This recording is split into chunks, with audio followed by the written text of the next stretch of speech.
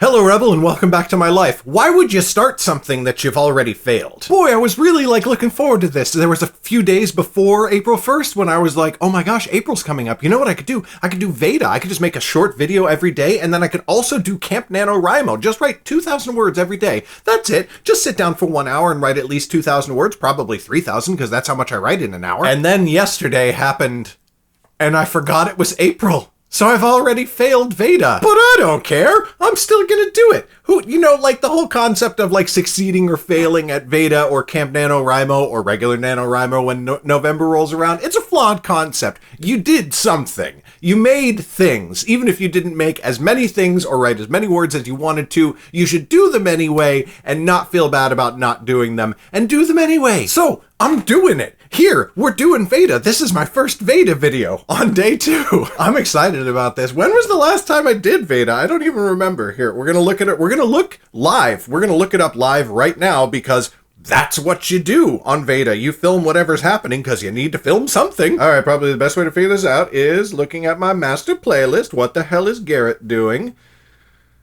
Boy, there's a lot of videos on here. Oh wow, I totally didn't remember that I did a video when Philip Seymour Hoffman passed away. That's interesting. Oh, bachelor party in Vegas. I forgot about that too. Boy, I should look through some of my old videos more often. There's some good stuff in here. Oh, there's also some really bad stuff. I'm not gonna say what it was, but that was pretty bad. Okay, so I definitely did it in 2015. That's a good starting point. I wonder, can I do this faster on my computer? I can probably do this faster on my computer. 2017. 2017 was the last time that I did VEDA.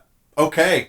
Here we go, 3 years later. It is going to be real interesting to see what I can come up with for 30 days in April in quarantine. Because I can't go out and show you stuff. I mean, I guess I could go out hiking and show you the woods and stuff. And I will probably do that at some point because I will be out of ideas. And it's also really interesting because VEDA actually directly contradicts something that I've been wanting to do for a long time, which is make significantly longer videos. There's a few video ideas that I've had that I really want to do, but they're going to have to be very long. They're actually more ideas for series of really long videos. And they're actually inspired by a couple of different things. One is Movie Bob's Really That Good series of videos. If you don't know Movie Bob, real good film critic here on YouTube, and he makes a series of videos called Really That Good, where he takes really good movies, films rather. And he takes these really good films and he analyzes it in super depth. Why are they really that good? Are they actually that good? And then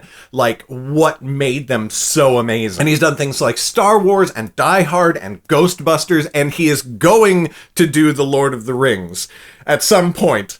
And I'm very excited. And then another inspiration is just Lindsay Ellis in general, another film person, although she does more analysis rather than film criticism, but she does these in-depth video essays about analysis, and they're really good. She's just a really good YouTuber. And then two YouTubers that I've discovered more recently, but I've been watching a lot of, are Overly Sarcastic Productions and Hello Future Me, who do more video essay type stuff on deep dives on things that they really like. And so all of that culminated in a few different ideas for video series that would be much longer videos, almost video essays, maybe definitely video essays. One that I really want to do, this is actually the one that I'm probably the most excited about, is the real story behind The Lord of the Rings. And it would be a deep dive on The Lord of the Rings, yes, but more about the circumstances surrounding it, because there's lots of information about that everywhere, but I've never seen one video that just sort of distills it all down into here's what was going on and here's what the production actually looked like. And of course, last year, or maybe it was the year before, I read a book, The Return of the Shadow, which is a book by Christopher Tolkien